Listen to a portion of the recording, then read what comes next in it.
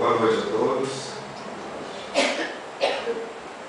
O nosso tema auto-renovação, nós tomamos como referência a questão 685 de O Livro dos Espíritos, em especial alguns comentários realizados por Allan Kardec, naquela parte do livro em que se trata das leis morais, especificamente a lei do trabalho, bem como o livro Educação do Espírito, do escritor espírita Walter Oliveira Alves.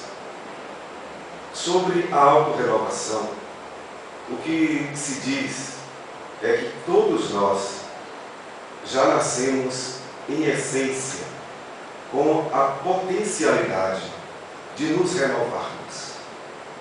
O ser humano, essencialmente, ele vive em processo de mutação. Uma mutação que atende, sobretudo, à lei do progresso. Todos nós nascemos ignorantes, simples, quando criados por Deus na condição de uma simples centelha de luz, mas todos fadados a chegarmos à perfeição. E o mecanismo principal para fazermos este processo evolutivo, esta marcha, depende exclusivamente das nossas próprias qualidades, do nosso próprio modo de ser, da nossa própria inteligência. Sim, porque em O Livro dos Espíritos se diz que o Espírito, ele é um princípio inteligente antes de tudo. É uma criação divina, e é através desse atributo, a inteligência, que o próprio Espírito ele vai começar a perceber a vida, a grandiosidade da vida. Jesus, sem nenhum exagero, ele mencionou que nós somos deuses. Ele nos faz uma colocação frontal para que a gente perceba o Deus que cada um carrega dentro de si. Nós temos a herança genética divina. Nós somos literalmente filhos da luz. A luz que gerou a vida, que produziu a matéria elementar, que a partir daí gerou todas as forças vivas do universo. Nós somos oriundos desta luz. Em síntese, nós somos também luz.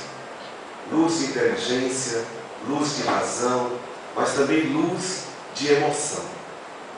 Sobretudo, nós somos também sentimentos. E o próprio Allan Kardec analisa que essa caminhada evolutiva, essa marcha do progresso, ela é feita a partir de duas grandes asas. Assim ele se utiliza de uma metáfora para falar que o espírito ele vai alçar um grande voo para a perfeição. E vai usar, para que o voo seja equilibrado e alcance a meta, a asa da razão e a asa do sentimento.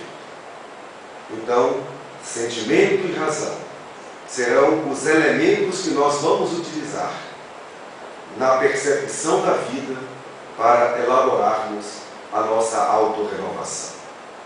Se costuma dizer, em matéria de filosofia espírita, que o progresso de cada um é intransferível, porque cada um tem a responsabilidade, o mérito do seu esforço pessoal em se lançar na vida, renovando-se permanentemente. A vida, por sinal, já seria, por assim dizer, um convite permanente à renovação. Essa simbologia de que quando estamos encarnados, todos os dias ao amanhecer, quando abrimos os olhos, esse gesto simples é sempre uma oportunidade que a vida nos oferece para começarmos tudo de novo. Ao apagar das luzes de um dia, nós poderemos fazer nossas reflexões, fazer nossas auto-introspecções, e poderemos, no dia seguinte, que virá após uma noite de sono,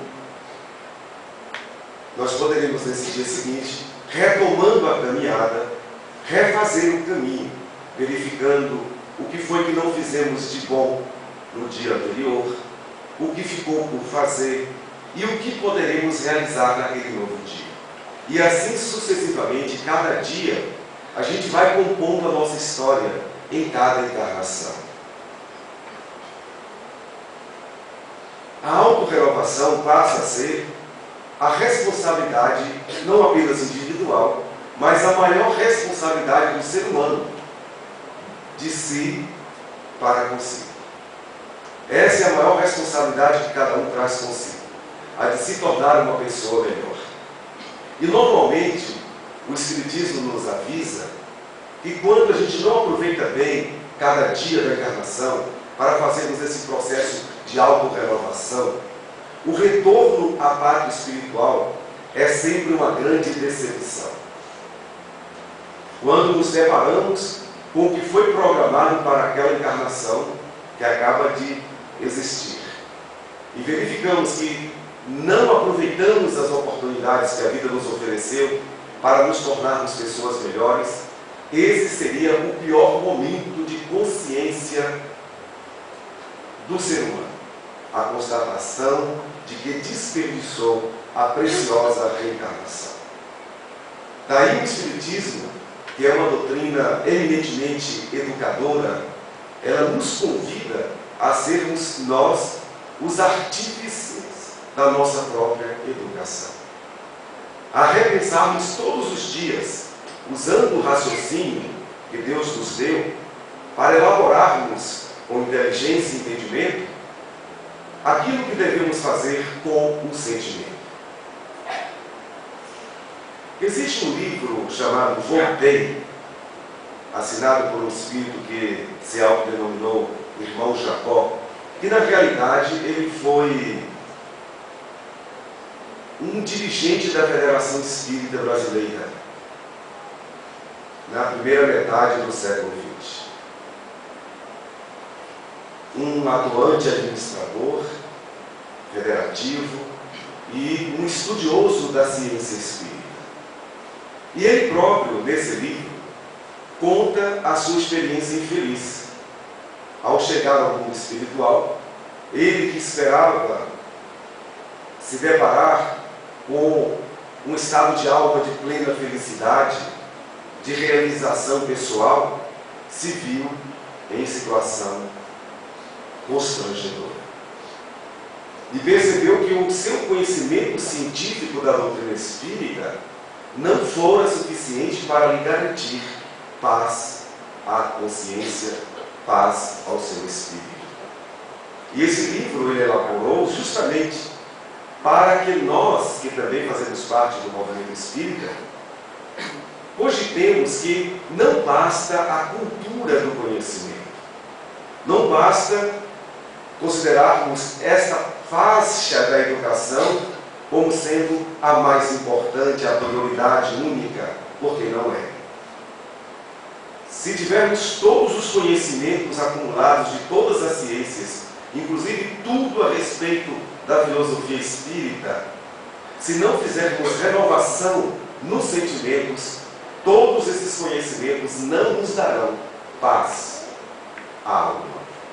Ao contrário, talvez nos dará até uma agitação um tanto maior, lembrando-nos de uma frase de Jesus que diz: a quem muito é dado, muito será cobrado. Jean-Henri Pestalozzi, ele que foi considerado o pai espiritual de Allan Kardec, ele já fazia pronunciamentos, certamente com base no Evangelho de Jesus, de que a base da educação é fazer com que cada educando compreenda a sua natureza divina. E nas experiências do dia a dia, na natureza na qual estamos inseridos, é que nós vamos desenvolver as nossas aptidões. E Allan Kardec conclui, em O Livro dos Espíritos, em comentário à questão 685A, que a educação são os hábitos adquiridos. Então hoje, nós podemos dizer que a nossa educação é o conjunto de hábitos que nós adquirimos até aqui, que podem ser hábitos bons e podem ser hábitos ruins, viciosos. Divaldo Pereira Franco, ele costuma dizer a esse respeito que todos nós temos hábitos. Ninguém vive sem hábitos. Ou nós temos hábitos bons, ou temos hábitos ruins. E a tarefa de autorrenovação é especialmente essa, a de nós observarmos qual tipo de educação que nós já alcançamos até aqui, verificando quais são os hábitos ruins que nós ainda possuímos e trabalhando em cima desses hábitos ruins, vamos procurar construir deliberadamente os hábitos bons. E esse é um processo repetitivo, que se faz constantemente, a cada dia, a cada situação.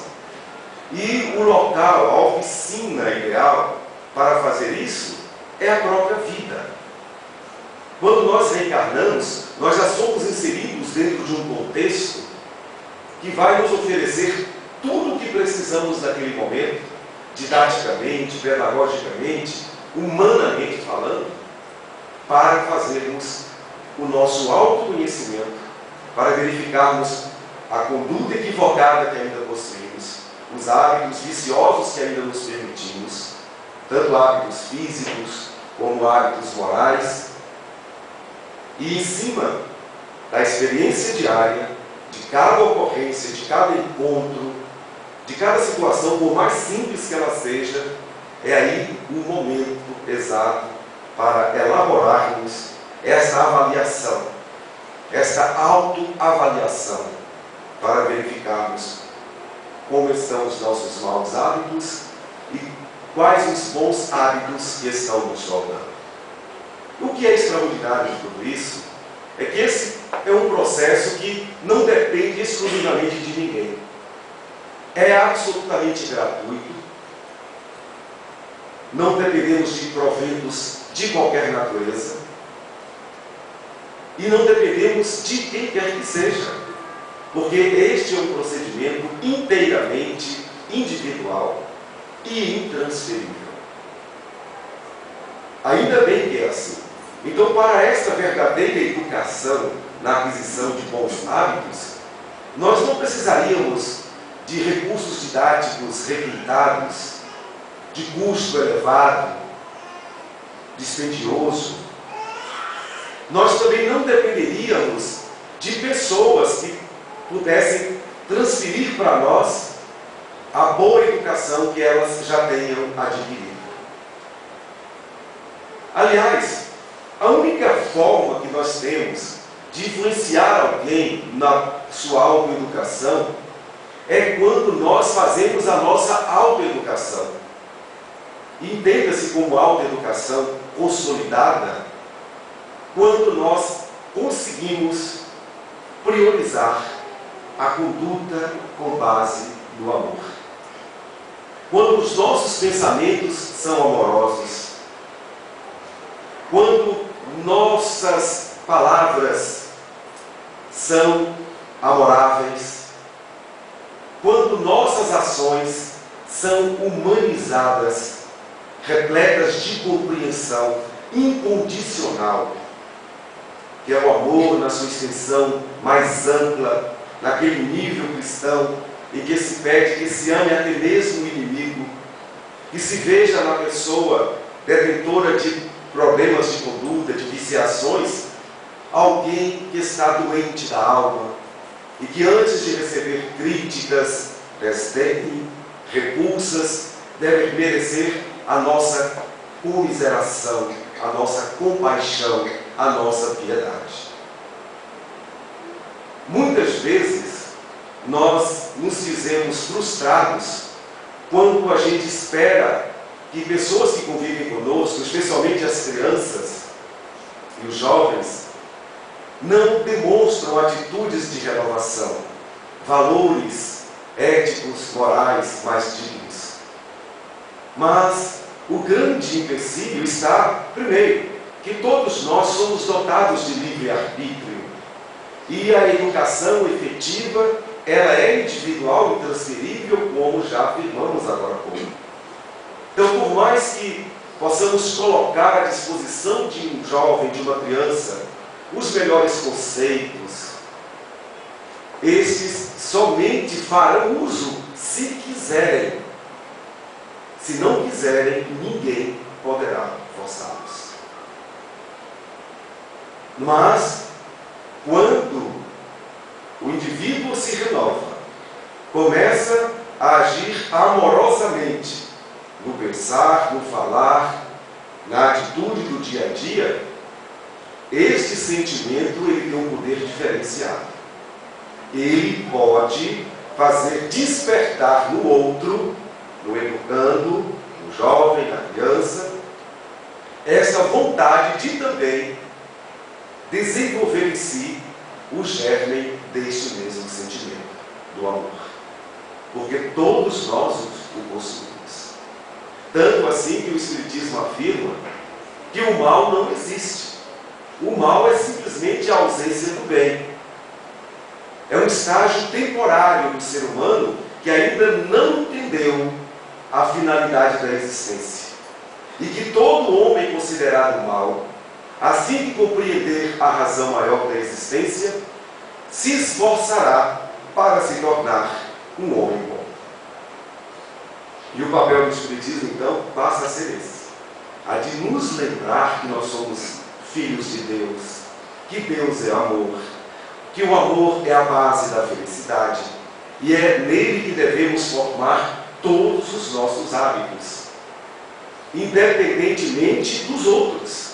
Aliás, o amor, em sua essência, ele tem como uma das prerrogativas não apontar as faltas alheias, que é uma das formas mais grandiosas de se amar, que é a aplicação plena da caridade segundo Jesus, em forma de indulgência, onde a criatura ela não gasta a sua inteligência para maldizer o outro, para apontar a falha do outro. Ao contrário, procura aprender com as falhas, e se observa falhas em alguém, a primeira interrogação de uma pessoa conscienciosa que está buscando a sua auto-renovação é se perguntar: e eu? Será que eu também tenho este mesmo procedimento equivocado? Será que eu também não faço a mesma coisa, ou até pior? E procura, com essa mesma indulgência, observar não a falha, o equívoco do outro, mas observar as virtudes que o outro já adquiriu, o lado bom que todos nós já alcançamos. Já que hoje nós somos uma mistura de flores e de espinhos. O que já caminhamos até aqui, a marcha que imprimimos até os dias atuais, ao longo de várias reencarnações, nos trouxeram tanto os espinhos, que são as imperfeições que ainda possuímos, como também as flores, que são as boas virtudes que também já possuímos. Esta é a grande síntese da educação, é a grande síntese da evolução do ser. Entender-se como alguém perfectível, cuja finalidade na existência é imprimir esforços para domar as suas más inclinações, fazendo com que as virtudes sempre prevaleçam em relação a qualquer tipo de imperfeição. Allan Kardec, quando ainda estava encarnado, compondo a codificação espírita, realizou algumas viagens, especialmente pelo interior da Europa, observando o resultado dos estudos espíritas das obras que acabavam de ser lançadas àquele tempo. E ele ficava impressionado com um grandioso número de metamorfoses morais que ele via acontecer nas pessoas que começavam a estudar os princípios espíritas. As pessoas que começavam a entender de onde foi que nós viemos, para onde nós estamos indo, o que é que nós estamos fazendo aqui, qual é a nossa natureza, qual é a relação que existe entre o mundo físico, entre o mundo espiritual, o que é a vida, o que é a morte. Todo esse contexto que se estuda nos princípios espíritas, segundo a observação já do pedagogo Allan Kardec, estimulava as pessoas a buscarem a sua autorrenovação. Um trabalho silencioso, sem ostentação, sem divulgação de virtude, mas algo cheio de dignidade. A dignidade do recolhimento, da introspecção, de quem tem bom senso, de quem tem responsabilidade consigo mesmo. Sem alardear, sem querer demonstrar que já tinha conquistado essa ou aquela virtude, até porque, quando estamos ainda estagiando nesse momento de querer mostrar para os outros alguma virtude adquirida, significa que nós estamos num momento de profundo equívoco, estamos num momento de exaltação da vaidade, estamos num momento de profunda criancice, de total imaturidade. Porque uma das posturas dignas de quem está buscando a sua autorrenovação é justamente aquela mesma postura adotada pelo filósofo Sócrates, quando for receber uma homenagem, por estar sendo considerado à época o homem mais sábio de todos os tempos. Ele disse que ele só aceitava aquele título de homem mais sábio porque a única coisa que ele tinha absoluta certeza é de que ele não sabia absolutamente nada. A presunção, a prepotência são indicativos de exaltação do orgulho. E Jesus recomendava que a mão esquerda jamais visse aquilo que fazia, que doava a mão direita. Então, são esses os contextos práticos do dia a dia que nós temos que lidar para fazermos a nossa autorrenovação. E muitas vezes, as situações mais adversas, mais estranhas aparentemente, talvez sejam aquelas que mais facultam-nos o ensejo de fazermos a nossa renovação. As crises, de um modo geral, elas são indutores de reflexões mais profundas. As dores e aflições que se acumulam também são grandes companheiras que nos trazem a realidade íntima neste panorama de autoinvestigação para se fazer a autorrenovação. Existe um exemplo que foi citado por Chico Xavier em uma entrevista que ele dera à então encarnada apresentadora Hebe Camargo, em um programa televisivo, em que, entre várias coisas, ele disse de uma experiência pessoal, falando de uma jovem que sofrera um acidente e ficara tetraplégica, e inclusive havia perdido também a possibilidade de falar. Sofria agora de afasia também. E ele, juntamente com alguns amigos, começou a visitá-la semanalmente. Ela prostrada em um leito, numa expiação dolorosa, que gerava muita piedade naqueles que a visitavam, aquele estado vegetativo, numa vida tão jovem, tão bela, era algo que movimentava profundas reflexões e aquietamento. E assim alguns anos se passaram e as visitas eram rotineiras. E depois de algum tempo, Chico Xavier tentou fazer com que aquela moça se esforçasse para pronunciar pelo menos uma palavra. Ele e os amigos percebiam que ela estava degenerando-se rapidamente, provavelmente estava chegando ao fim aquela expiação, mas ele tentava fazer com que ela pronunciasse pelo menos uma palavra muito especial. E insistia para que ela tentasse falar a palavra Jesus. Todas as visitas ele pedia a ela, fale Jesus. E ela se esforçava, ela entendia tudo, mas não conseguia.